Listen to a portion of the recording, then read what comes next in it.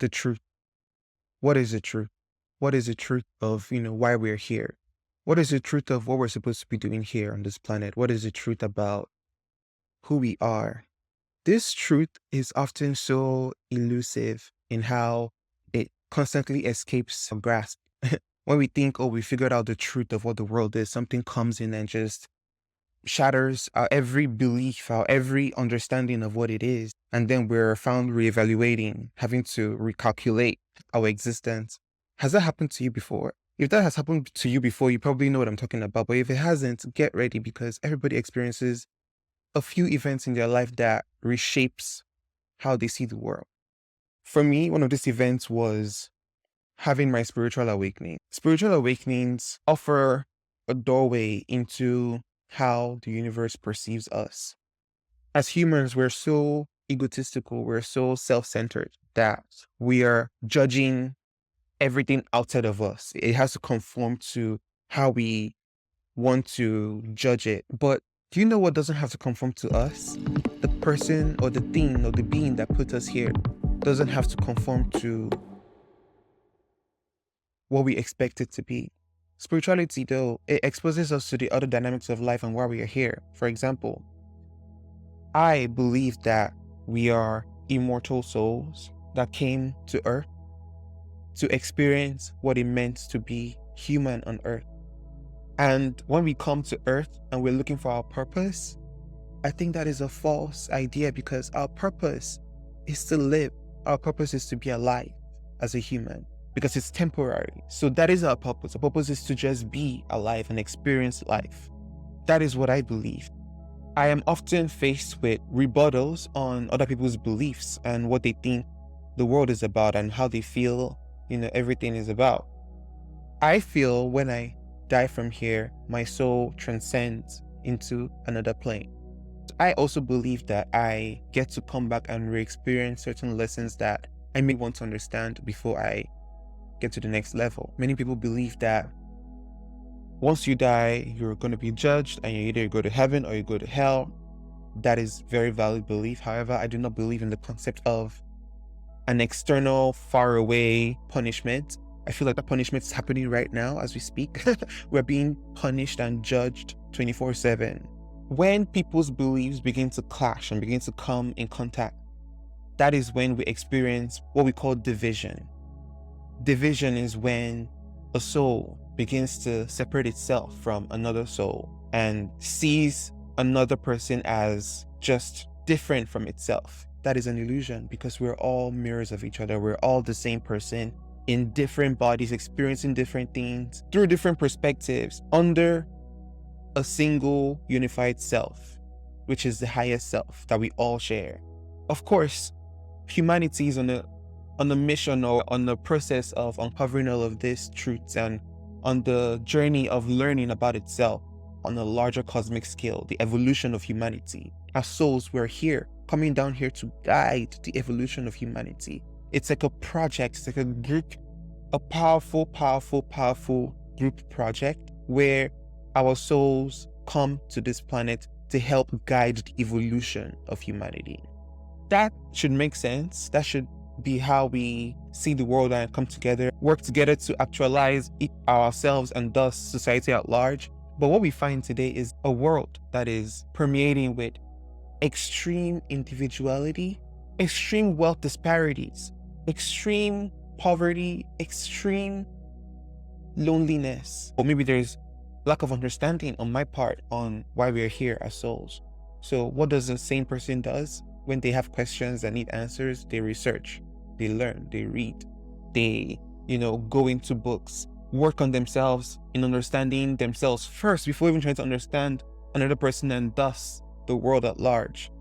But what we have today is a world where we believe the things that have been fed to us and we regurgitate them like robots. Monkey say, monkey do.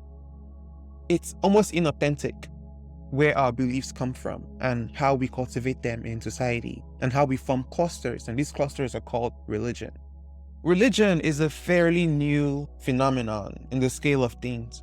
Religion is a fairly new phenomenon. And I wish people understood how new and how recent religion is so we can actually question it correctly. I think a lot of people are questioning religion, but they are not asking the correct questions. In this podcast, I hope to really go in and flesh out my own ideas of spirituality and have it in recorded form, because I think that'll be something that could be quite life-changing for both myself and other people. Every young African was born into Christianity. At least half of the Africans that I know were born into Christianity or were born into Islam. It's quite crazy how we stay in these religions and we go through them. We don't get to see the greater world. We don't get to experience the greater world and infuse those beliefs into our own overarching beliefs. It feels like once you're born into these religions, you're locked into a tight pocket that holds you captive to its doctrine, opposed to philosophies that could expand your life beyond what is in a book. I grew up and I had a lot of interest in the Bible.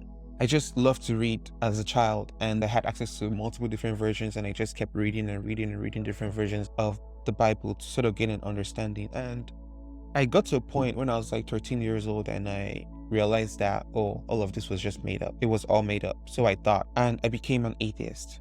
I stopped believing in God. I did not go to church. I just had an experience that made me just feel like all of that wasn't real, and I am just better off living my life and not caring about any of that.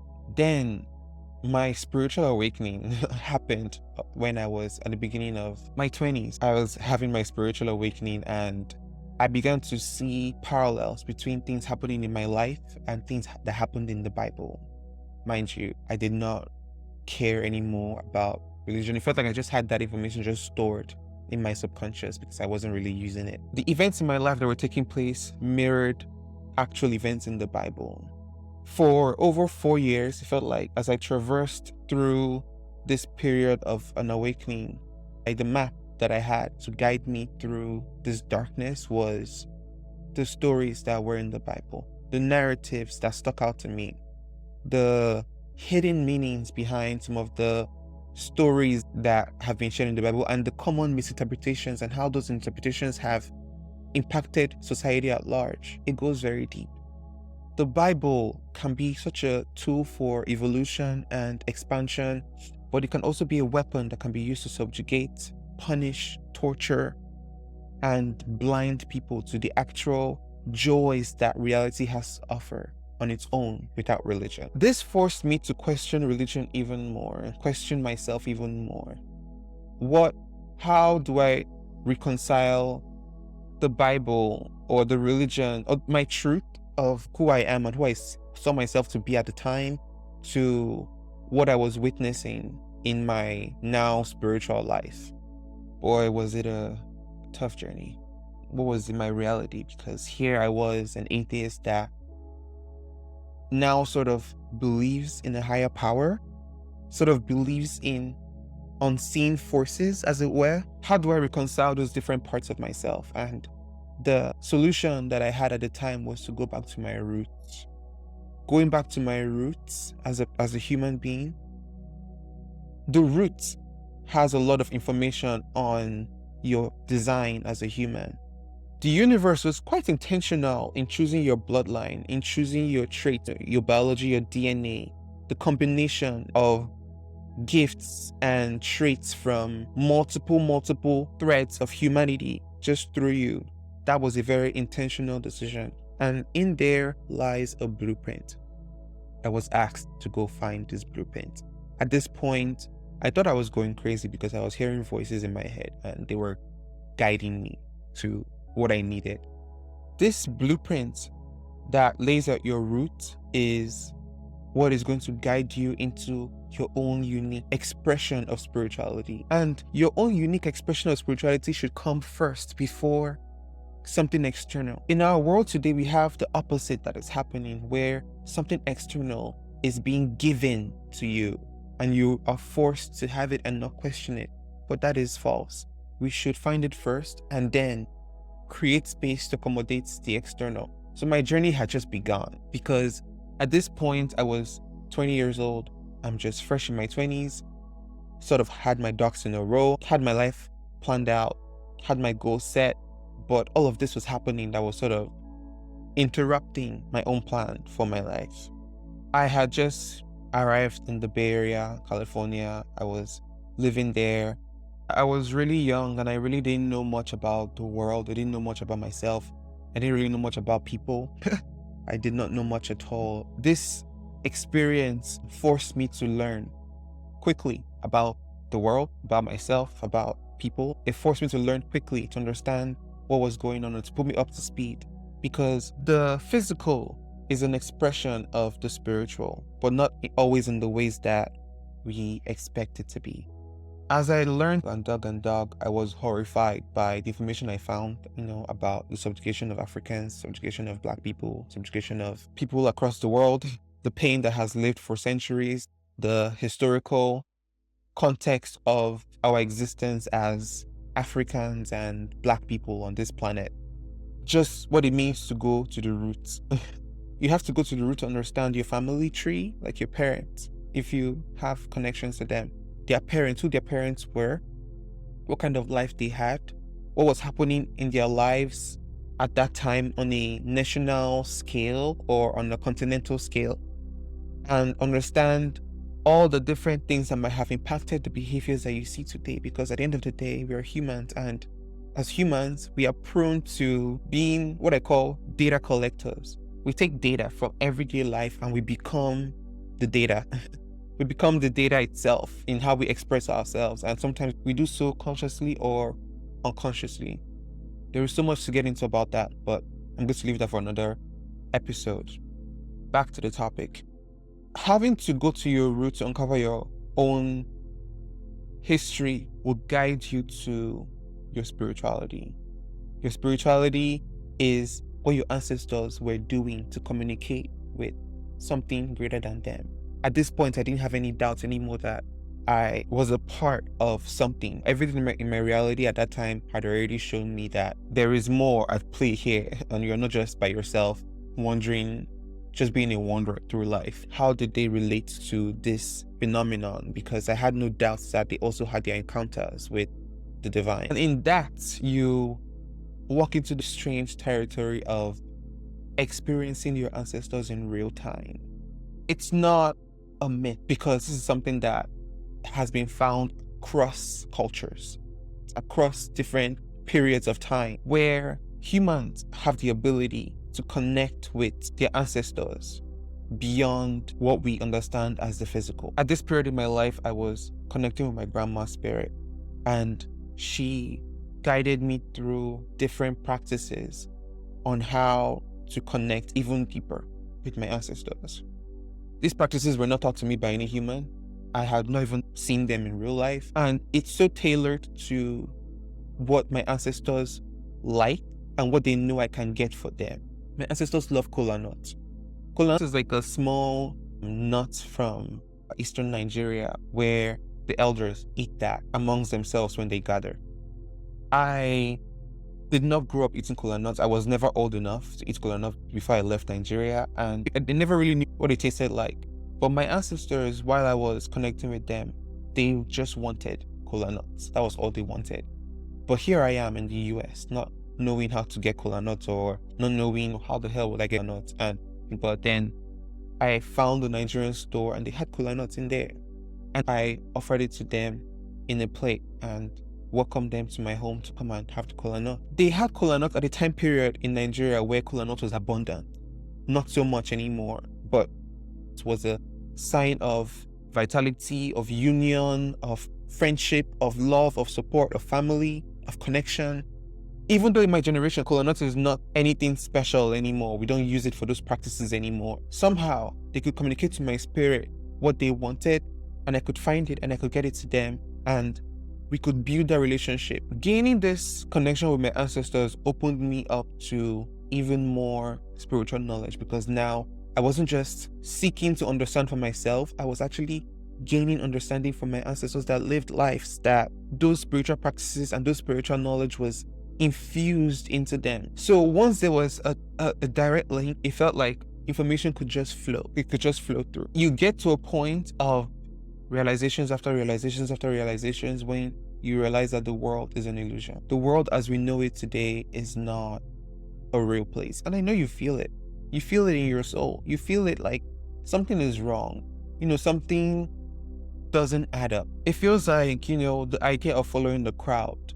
You often wonder like, okay, so where is the crowd going to? And is it that bad? Where the crowd is going is what I call the illusion. The illusion, the great, great, great illusion. Once I began to come to terms with this illusion, I began to unravel the illusionist behind the illusion. The master illusionist behind the great illusion that we know as our world today. This illusion appears on every level of society, every level of consciousness, every level of understanding, every level of cooperation. This illusion exists. It's fundamental to the fabric of our reality.